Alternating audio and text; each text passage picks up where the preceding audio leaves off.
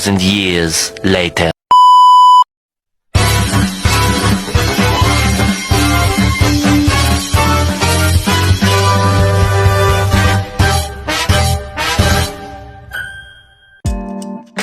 Assalamualaikum warahmatullahi wabarakatuh. Kami dari kelompok 4 mau menjelaskan tentang materi surat resmi dan surat non-resmi.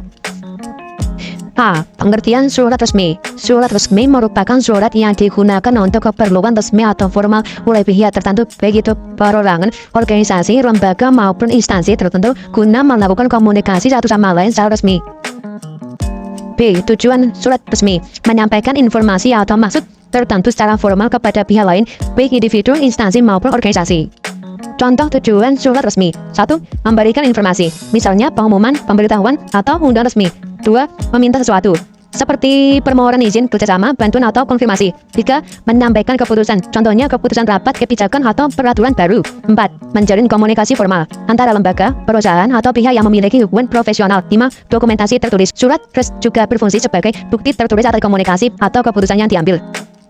Fungsi surat resmi: 1. Sebagai alat komunikasi formal. 2. Sebagai bukti tulis.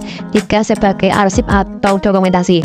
D. Struktur surat resmi: tidak seperti surat pribadi, surat resmi terikat dengan struktur tertentu. Hal inilah yang menjadikan surat resmi terlihat berbeda dengan surat lainnya. Bagian-bagian pentingnya ada di dalamnya: 1. Kop surat. 2. Tanggal surat. 3. Nomor surat. 4. Lampiran. 5. Hal atau perihal. 6. Alamat tujuan. 7. Salam pembuka. 8. Isi surat. 9. Salam penutup. 10. Pengirim surat. Ciri-ciri surat resmi adalah menggunakan bahasa baku. Surat resmi dibuat dengan memakai bahasa yang singkat, menggunakan struktur yang jelas, bersifat formal dan objektif, menggunakan kop surat, memiliki nomor surat, menyertakan lampiran dan perihal, menggunakan stempel.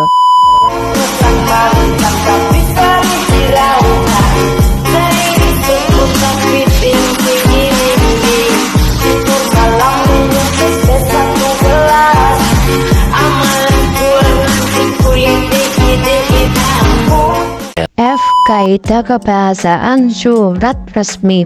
1. Kata ganti. Pada surat resmi, kata ganti yang digunakan adalah saya, anda, kami, kita, dan beliau. 2. Kata resmi seperti dia, yang terhormat, bapak atau ibu, dan sebagainya. 3. Menghindari kata-kata emotif atau pribadi. Surat resmi bersifat netral dan profesional. 4. Kalimat efektif dan lugas. 5. Menggunakan bahasa yang baku dan sesuai PUBBI.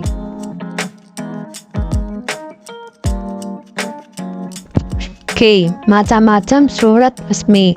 1. Surat undangan resmi. 2. Surat dinas. 3. Surat permohonan. 4. Surat keputusan. 5. Surat pemberitahuan. 6. Surat perjanjian. 7. Surat kuasa.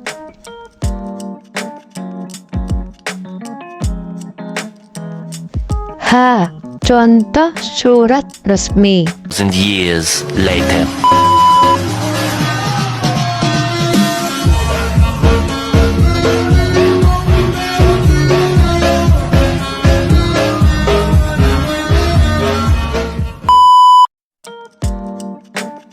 Surat non-resmi. A. Pengertian surat non-resmi. Surat non-resmi adalah surat yang dapat digunakan untuk keperluan atau keadaan yang tidak resmi. Contohnya surat menyurat untuk tujuan pertemanan atau persahabatan, surat yang digunakan untuk berbagi kabar dengan orang tua atau keluarga. B. Tujuan surat non-resmi. Tujuan utama surat non-resmi adalah untuk menjaga dan memperkuat hubungan personal serta sebagai media komunikasi informal untuk bertukar kabar, menyampaikan perasaan, atau berbagi informasi pribadi. Contohnya: 1. Menjaga dan memperkuat hubungan. 2. Bertukar kabar. 3. Mencurahkan dukungan. 4. Memberikan dukungan dan semangat. 5. Mengungkapkan rasa rindu dan kerinduan. C. Fungsi surat non-resmi. Surat non-resmi memiliki fungsi utama sebagai sarana komunikasi pribadi, baik untuk menjaga hubungan personal, berbagi berita dan informasi, menyampaikan ucapan terima kasih atau maaf, maupun untuk menyampaikan perasaan seperti rindu. 1. Menjaga hubungan personal. Surat dapat digunakan untuk menyampaikan salam, dukungan, atau sekedar berbagi kabar. 2. Berbagi berita dan informasi. Surat ini dapat digunakan untuk menyampaikan berita dan informasi terbaru kepada orang yang jauh. 3. Menyampaikan ucapan terima kasih atau maaf. Surat non-resmi dapat digunakan untuk menyampaikan rasa terima kasih atau permintaan maaf secara personal dan tulus. D. Struktur surat non-resmi. 1. Alamat dan tanggal surat. 2. Pembuka surat. 3. Pendahuluan. 4. Isi surat. 5. Penutup surat. 6. Nama dan tanda tangan pengirim surat. 1. Bagian terpenting dalam surat pribadi.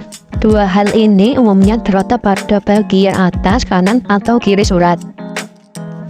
2. Pada bagian ini berisi salam pembuka untuk mengawali surat, langkah yang tidak boleh terlewatkan.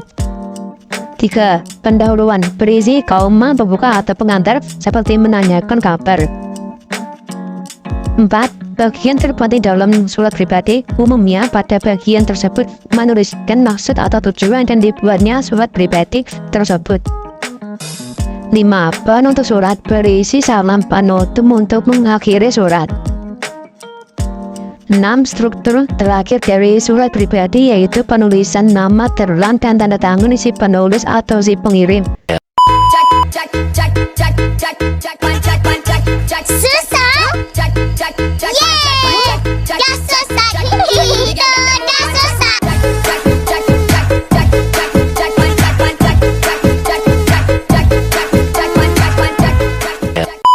Macam-macam surat non-resmi. 1. Surat untuk keluarga. 2. Surat untuk sahabat. 3. Surat untuk kekasih. 4. Surat undangan ulang tahun. 5. Surat izin tidak masuk sekolah. 6. Surat untuk orang tua. F. Ciri-ciri surat non-resmi. Surat non-resmi seperti surat pribadi memiliki ciri-ciri utama seperti tidak menggunakan kode surat, bahasa yang lebih santai dan personal, serta format yang lebih fleksibel dan lebih formal. 1. Tidak ada kode surat. Surat non-resmi tidak memiliki bagian kepala surat yang berisi nama lembaga, alamat, dan logo, seperti pada surat resmi. 2. Bahasa santai dan personal. Surat tidak resmi menggunakan bahasa yang lebih santai, informal, dan seringkali mencerminkan ekspresi perasaan atau gaya bahasa pribadi penulis. 3. Format lebih fleksibel. Surat non-resmi tidak memiliki aturan format baku yang harus diikuti. Struktur dan tata letak surat dapat disesuaikan dengan keinginan penulis. 4. Salam pembuka dan penutup informal. Salam pembuka dan penutup dalam surat non-resmi lebih informal dan tidak baku, seperti contoh, hai, salam sayang, atau sampai jumpa. 5. Pendek dan singkat. Surat non-resmi cenderung lebih pendek dan singkat dibandingkan surat resmi. Fokus utamanya adalah menyampaikan pesan utama tanpa perlu detail atau formalitas berlebihan. 6. Ekspresi perasaan. Surat non-resmi seringkali mengungkapkan perasaan atau emosi penulis seperti kebahagiaan, kecemasan, atau rasa rindu. Kaidah kebahasaan surat non-resmi. Kaidah kebahasaan surat non-resmi lebih fleksibel dan santai dibandingkan dengan surat resmi. Bahasa yang digunakan bisa tidak baru, menggunakan kata-kata sehari-hari dan ekspresi pribadi. Strukturnya, suratnya juga lebih bebas dan tidak memerlukan formal yang ketat. Perbedaan surat resmi dan non-resmi. Perbedaan utama antara surat resmi dan tidak resmi terletak pada penggunaan bahasa, struktur, dan tujuan pembuatannya.